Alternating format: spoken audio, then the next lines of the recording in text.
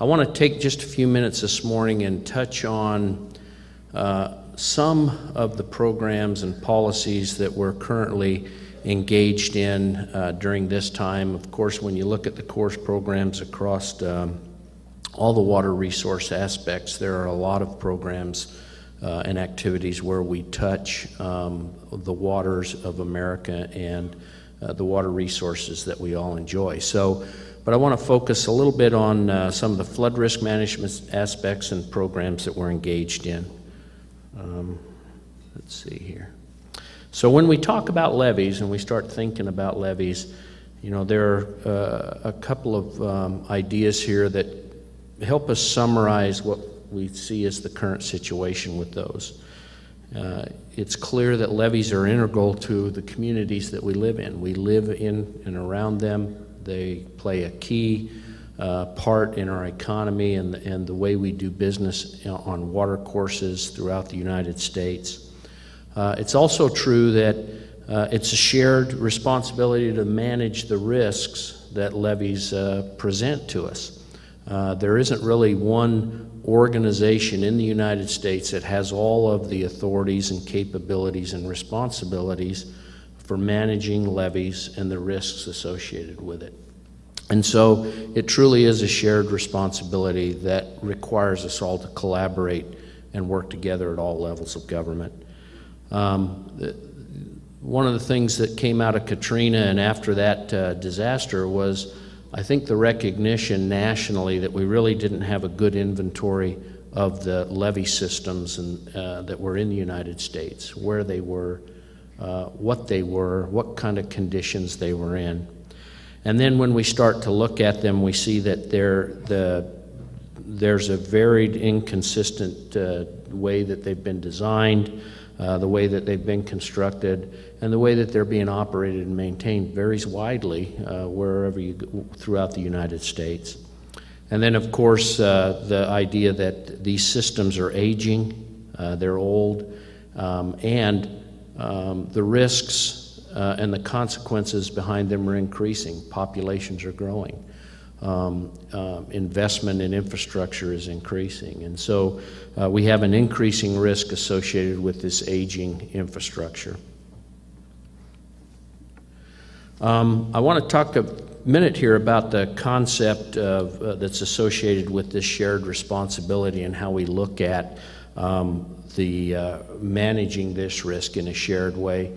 This is a diagram that you're looking at that kind of represents a process for assessing risk and then driving down those risks to a manageable level that we commonly refer to as residual risk. As we all know, there always will be some type of risk associated with areas that are behind levees. And so the key to our effort is to drive that risk to a level that's manageable and acceptable for whatever our social or economic values are for that area, and then to manage that risk over the life cycle. And so when you look at the diagram to the left, really the first thing that we do is we need to assess and understand what the risks are associated with the levees. What are the conditions? What are the consequences associated with them? And then ultimately a key component is to communicate that risk. People need to understand that. And then there are a number of activities that we should be able to take at all levels of government to begin to plan and implement risk reduction actions that will reduce that risk to where we are in a situation to the right of that diagram, where we then manage the residual risk in a life cycle.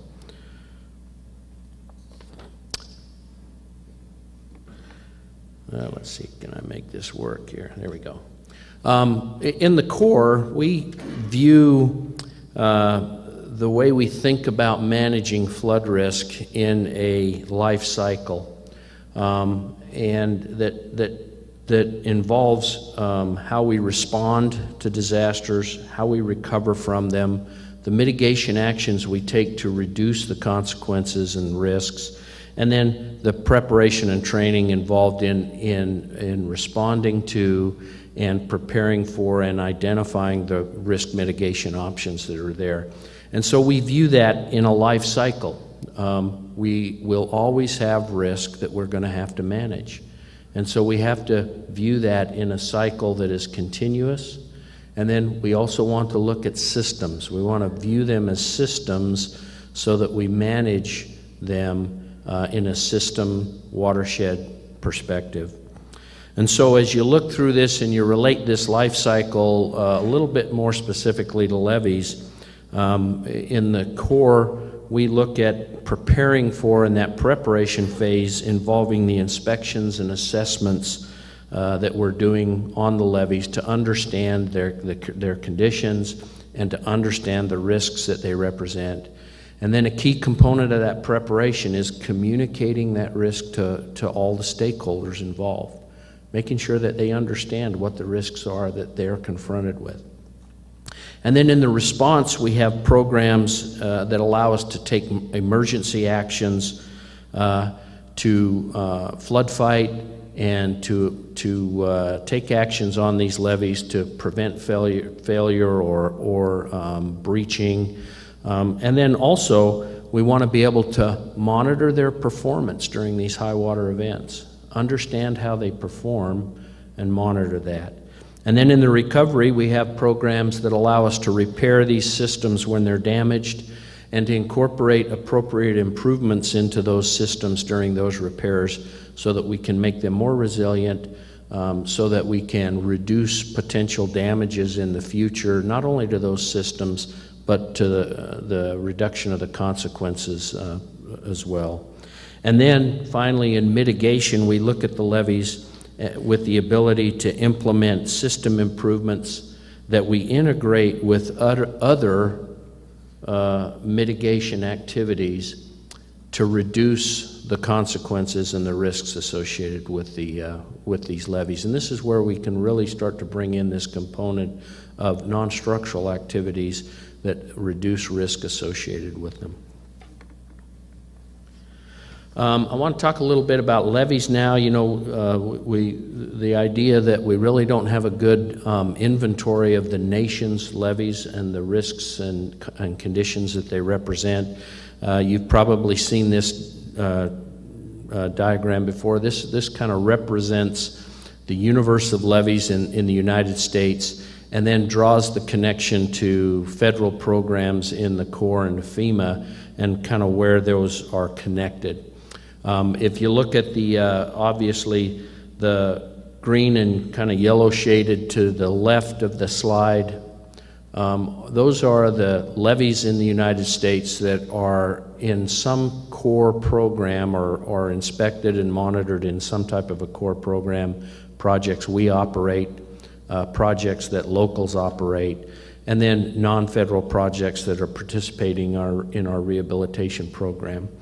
And then to the right, and really to the top of that, there is a connection with FEMA in relation to the firms and the National Flood Insurance, where they map those levees that provide that 1% chance of flood. But then there is this corner of other levees in the United States that really right now don't have a nexus or a connection to some type of a federal program, for which we may not know, we know very little about those levees. Ultimately, WRDA 2007 authorized us to start to inventory the entire portfolio of levees in the nation, and so we've begun to work to that end in the development of the National Levee Database, and I'll talk to that in just a minute. So if you take that slice of the portfolio and you kind of slice out the portions that are associated with Corps programs right now, there are really kind of three categories of levees that we look at in our core program. There are the projects that we operate and maintain. They're part of our operating projects on the major rivers in the United States, the Ohio River, Mississippi River, Missouri River, Sacramento systems, and others. About 2,000 miles of those have been inventoried to date. And then you look at the next larger piece, and that's the federally authorized projects that are operated by non-federal entities, local sponsors. So far, there are about 10,800 miles of those that have been inventoried. And then there is another component of levees that the National Committee on Levee Safety has estimated that it could be as high as 100,000 miles of levees out there that are other, that we really don't have a lot of information about.